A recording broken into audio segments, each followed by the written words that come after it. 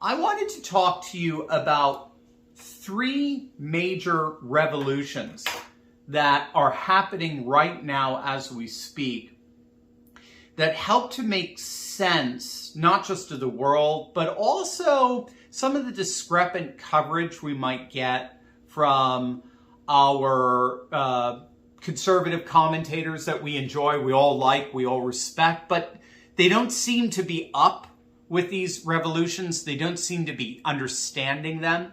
And I wanted to give you again a bit of a frame to help you understand, I think, their misunderstanding of what's happening in our world today. So what am I talking about? Well, I'm talking about complaints about Hannity being so neoconish. That's pretty clear. I mean, we're seeing that. Even Mark Levin, they seem to be so mired in the old neocon, paradigm, as it were. But I've even gotten comments about, well, what about Steve Bannon or Jack Posobiec and all these guys? They also seem to miss a bigger picture of what's happening in our world. And I think you're absolutely right when you say that in both ways, with critiques with Hannity and Levin on one side, and some Posobiec and Bannon on the other. And I think this frame will help you make sense of what's going on there. This frame of three grand revolutions, and they all kind of miss these revolutions in their own way. What we have to understand is our world over the last 300 years has gone through literally a space-time matter revolution. So put those three together, trinity there, space, time, matter revolution. It's gone through a spatial revolution over the last 300 years in what's known as westernization. All right, so the world has been very much westernized in that they've adopted what's called the nation state project or structure for their politics. And the nation state was formulated in the Treaties of Westphalia in Germany in 1648 after the 30 Years' War. And it basically, the basic defining characteristic is that the state is the sole political sphere that acts as the ultimate agent of authority in all matters of geopolitical life, in all matters of international interaction. If you are going to interact with another region, with another population or what have you, formally and legally, it's going to have to be through the state alone, not the church, not a bunch of dukes and lords, none of that. It's going to be through this entity we call the state, which is the sole territorial monopolist of ultimate decision-making and authority, above which there is no other authority. That's the nation-state apparatus. And it includes city-states inside of it, once sovereign city-states that are now subordinate to this ultimate nation-state. So that's how you get our current, say, European map, or our current Italian map, our current Japanese map, all of this sort of stuff. They're a unified nation under a nation-state. That's a Western construct. It's a Western construct that was successfully imposed upon the world through colonization, through a couple of centuries of colonization, World War I and World War II geopolitical restructuring. So that's the first thing. We went through a spatial revolution in the westernization of the world, basically. But we also have gone through a temporal revolution, and that's through what's known as the rise of the modern world. And the modern world, again, comes to the world through the West.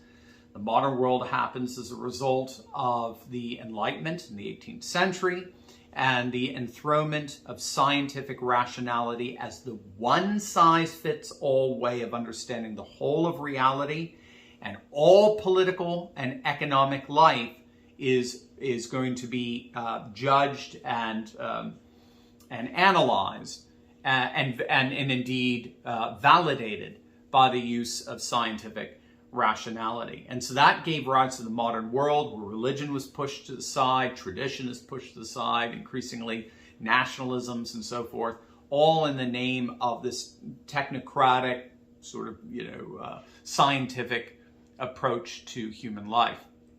So whatever came before it, the modern age, is now considered to be savage and ignorant and superstitious. We are now in an age of enlightenment. So we've gone through a spatial revolution in that the world's been westernized, and it's gone through a temporal revolution in that the world's been modernized, and then finally it goes through a material revolution, and that is globalization. Globalization is the one-size-fits-all technological and telecommunicative structure that reorganizes all of life and basically turns it into one big global Orlando when all's said and done.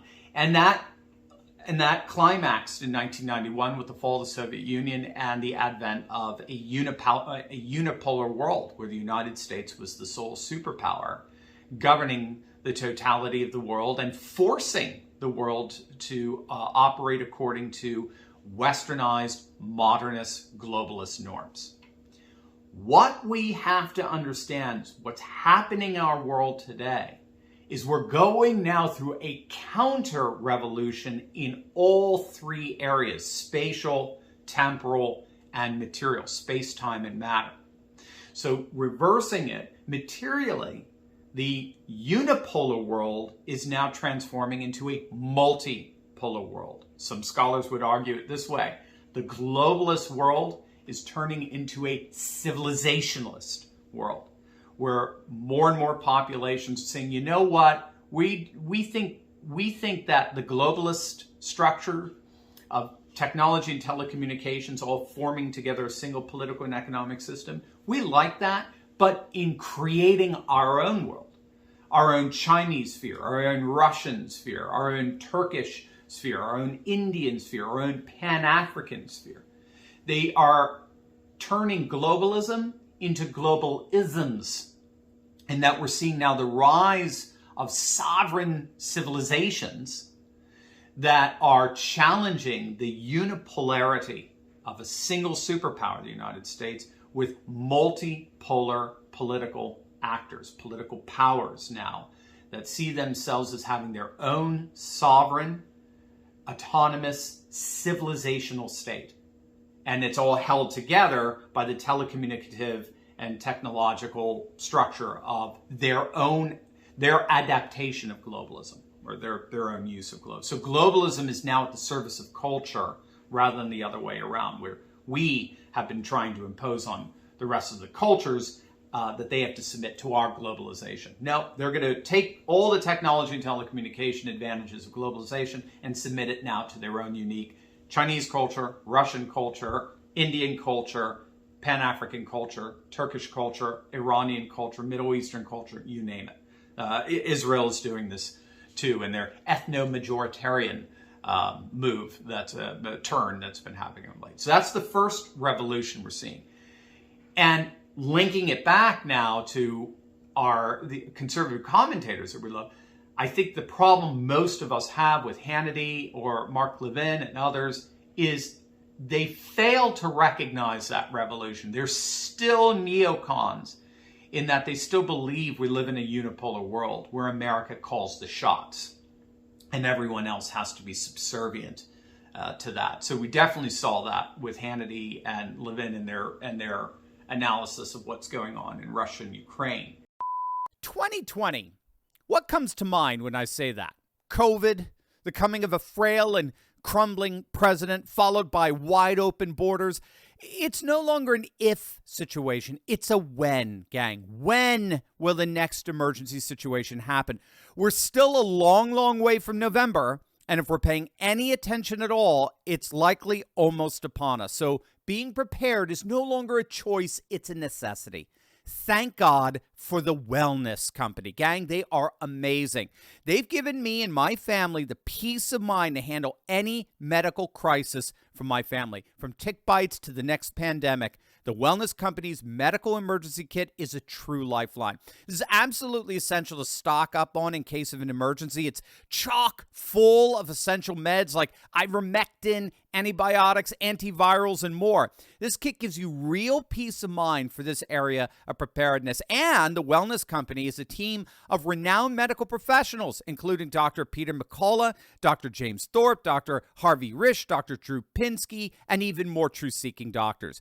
The medical emergency kit they've designed sets the gold standard for safety and prevention. Gang, don't wait until the next crisis is here. Get peace of mind now by clicking on that link below or visiting twc.health/Turley and use promo code Turley for an exclusive discount. I got my emergency pack. Now it's your turn. Click on that link below right now. What we have to understand, what's going on in Russia and Ukraine has been going on for 1,000 years. That's a region that is very unique and operates by a whole kind of different political, economic, cultural interplay from what, say, defines the relationship between the United States and Mexico. And so if we're trying to impose political standards that govern United States and Mexico, or the United States and Canada, if we're trying to impose that one-size-fits-all standard on Russia and Ukraine, we're obviously going to find nothing makes a lot of sense because they don't play by those rules. They haven't been playing by those rules for 1,000 years. And the only way you can argue they need to is if you believe we live in a unipolar world where Western modernist values are universal. So Hannity and Levin are still universalists when it comes to a unipolar world. So that's why they're still neocon, they're still neo-lib, they're still buying into that, George W. Bush, Romneyite, McCainite paradigm that we've all thrown away. The problem with someone like Bannon or Jack Posobiec and others is, I would argue, while they certainly are moving beyond the unipolar world and they want nothing to do with globalization and all the like, they're still universalists in the other two revolutions. They still hold on to the original universalized temporal revolution and spatial revolution. So what's the counter-revolution that's going on right now? Well, the counter-revolution temporally is that we're moving from a modern world to a postmodern world. Right? We talk about this all the time, right? The modern world's the idea of a one-size-fits-all scientific rationalism that has to be imposed on all people, times, and places, regardless of their cultural specificity. A postmodern world rejects that. A postmodern world actually sees that modern world breaking up as more and more populations are moving quite organically to nation, culture, custom, tradition. Identity is why identity politics are so huge, both on the right and the left.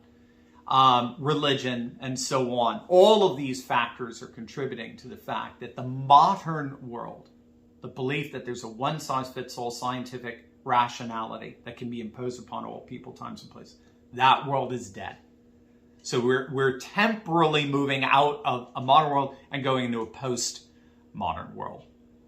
And then at the same time, that means that we're seeing a spatial revolution, and that is the westernization of the world is now being rejected with this civilizational blowback. So Westernism is being more and more interpreted as, well, some call it West toxification. They don't want our liberal global values. They don't want our woke values. And they're deliberately tapping into those civilizationalist frames of reference and that spatial revolution to push back against the spatial westernization. Space being that the world's geography is centered in the West, politically and economically, and of course, increasingly culturally speaking. There's a blowback against that. There's a backlash. So what we're finding is more and more nations are even rejecting the nation-state project. They don't want to deal with the nation state anymore because they realize nation state project inevitably plays by Western rules.